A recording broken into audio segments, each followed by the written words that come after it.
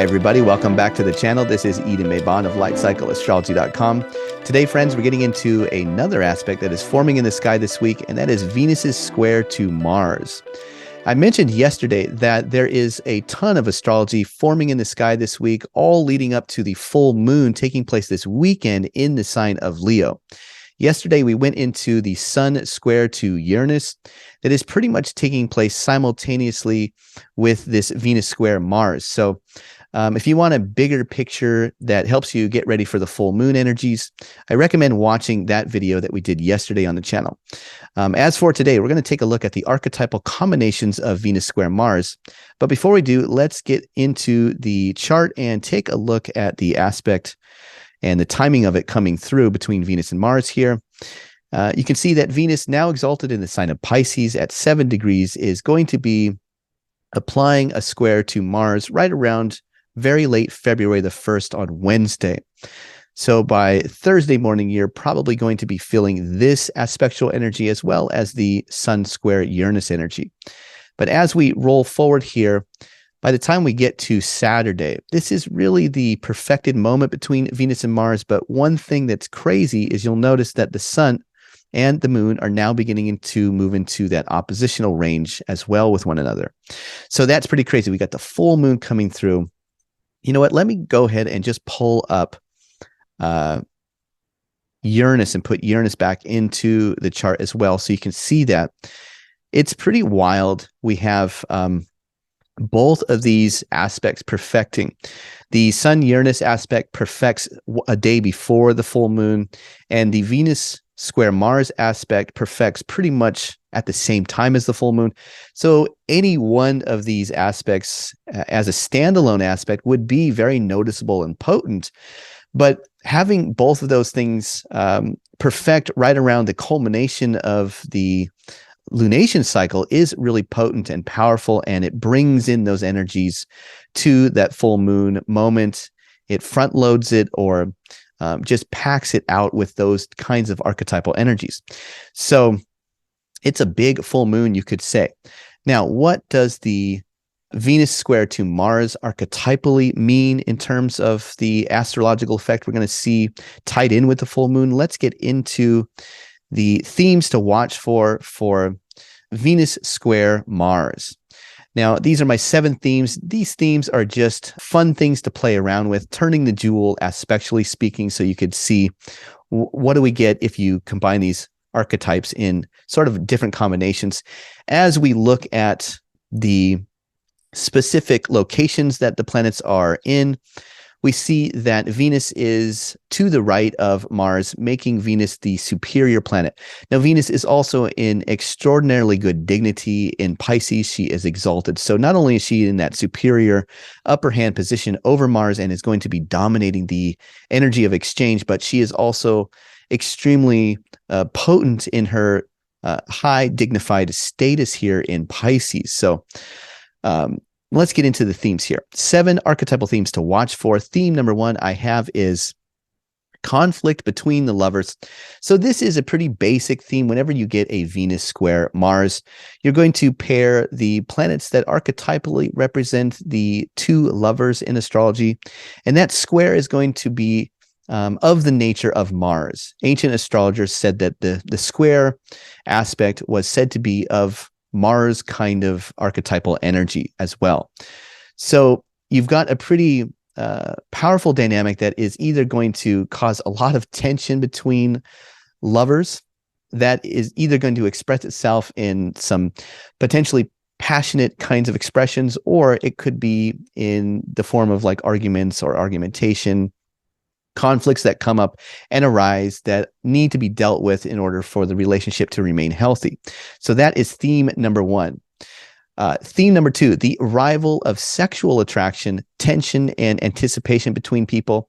So this is a little bit of a play on theme number 1, but for theme number 2, we're saying that it's especially with Uranus in the mix here, that Sun square Uranus, we have all of a sudden this arrival, like out of nowhere comes this person that maybe enters or appears in our life, and there is just this strong sexual attraction or tension.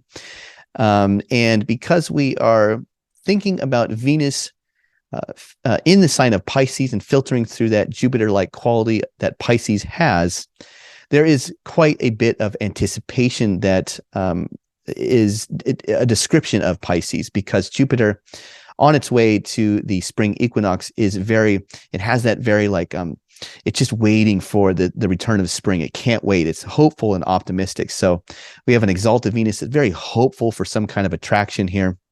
And boom, Sun Uranus, out comes this person that comes out of nowhere, and it's all of a sudden there's this tension that we're feeling. So I wonder if some of us are going to be meeting people or having encounters with people that just bring in a very strong and potent tension of attraction at that moment.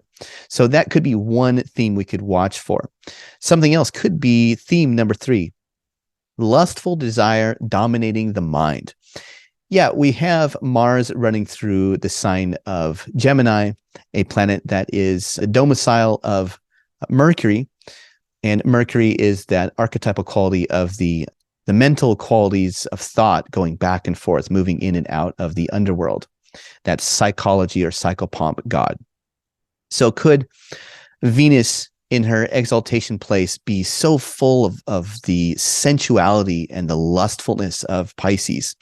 Could that just simply dominate or overcome the mind right now? And, the thoughts that Mercury says to Mars, I need you to take action on this. I need you to get to work, do something, take action with these ideas that are coming through right now. And could Venus simply be saying, no, we're just going to enjoy ourselves. We're going to engage or indulge right now. Could that be a theme of this full moon as well? I think so. Okay, theme number 4, pleasure coming before or coming because of actionable desires. Here we just take this same kind of thing and turn it a little bit, and you get that maybe there is a certain amount of pleasure that Mars partakes in, a sort of tension that says, ooh, there's this passionate idea that I have that is bringing me pleasure, or is coming before, and it leads to a pleasure of action. So could we see the combination of pleasure and action and ideas all swirling together? That doesn't have so much to do with romance or partnerships or relationships, but has more to do with things that we're trying to get done or do or start, ideas that seem very attractive to us right now. That is just like, yeah, that is, like an artistic creative. Like for me right now, I'm painting a mural on my soon-to-be newborn daughter. Going to have this mural above her, and so my wife and I have been working on this mural. So things like that, this idea, I said to her, I was looking at this space that we're creating for her, and I said, I really, really want to have a mural over her, because newborns, right? They're just lying there and they can't for a while move. So I thought, what if she's just hanging out? And I had this idea. I was like, let's both paint a mural side by side. You paint a daytime beautiful sky scene, and I'll paint a nighttime. You paint the sun, I'll paint the moon. And there you have it. This idea of that comes to you, that you begin to take action on, that has some innate pleasure coming in through Venus exalted in Pisces here. Something like that, an example like that I could see. Okay, so theme number 5 is arguments arising because of some kind of fate or fortune in love, and the need to be independent and flexible. So here we're saying that, the tension now may come through in the form of some kind of argument, but it might have a fated quality, a fate of fortune quality to it, because an exalted planet oftentimes can play the role of a fate card that just comes along, whereas the domicile planet could be the planet that represents the ideal of that sign. So, for instance, Jupiter might be the planet that is speaking to the Piscean ideal, the idea, the vision that you head towards that has a Piscean-like quality. But Venus, the exaltation lord of the sign of Pisces, might be more representative of a fate that just comes along and just drops in your lap. And it would be described by that Jupiter, Piscean, Venusian kind of archetype. So could there be some kind of argument that comes along because there's something fated that has a very Venusian, Jupiterian, Piscean kind of symbolism behind it? So for instance, I guess the most obvious one, I don't want to just say that it could only be like infidelity or what have you, but it could be something like that, like somebody discovers somebody that they're incredibly out of the blue attracted to, and this is going to cause arguments within a relationship, obviously, because there's going to be some feelings of betrayal there.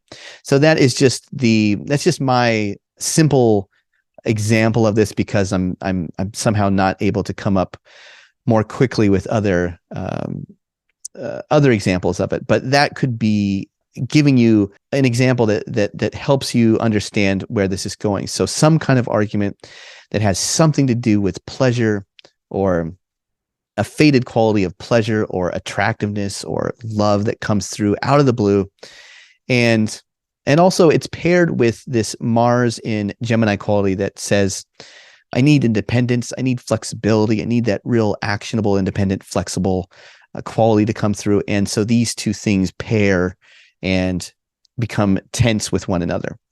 So there could be other examples. I'm sorry, I can't think of more, but the one that just comes to my mind is simply, that gut-wrenching moment where it's like somebody feels like they need freedom to maybe see somebody new or something like that. I'm sure there are many other examples of that you could think of. Okay, theme number 6. Challenges with money, communication, or chaotic circumstances brought on by art, music, dance, sex, and sisters. Just a little bit of a unique way of looking at pretty much the same thing, except for you're concretizing Mars in Gemini and saying, does Gemini and Mars represent a form of money or communication?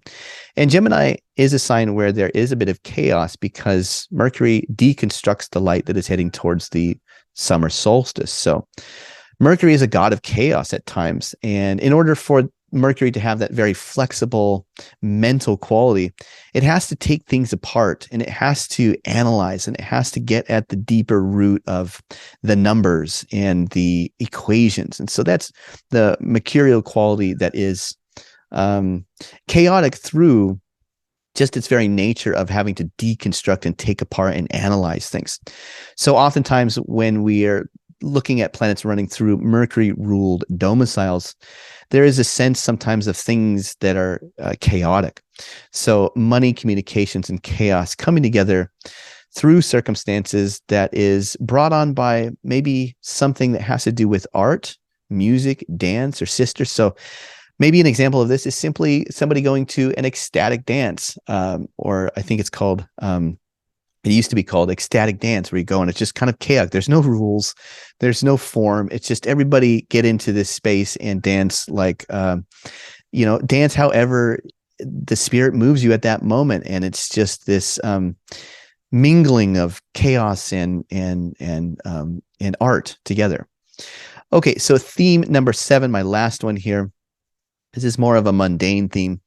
Entertainment celebrities gaining publicity as they defend or attack or speak out against the movement of war and things like pirates or the gutting of merchants, the economy, markets, or independent business owners, plunderers, violent sports, political aggressions, etc.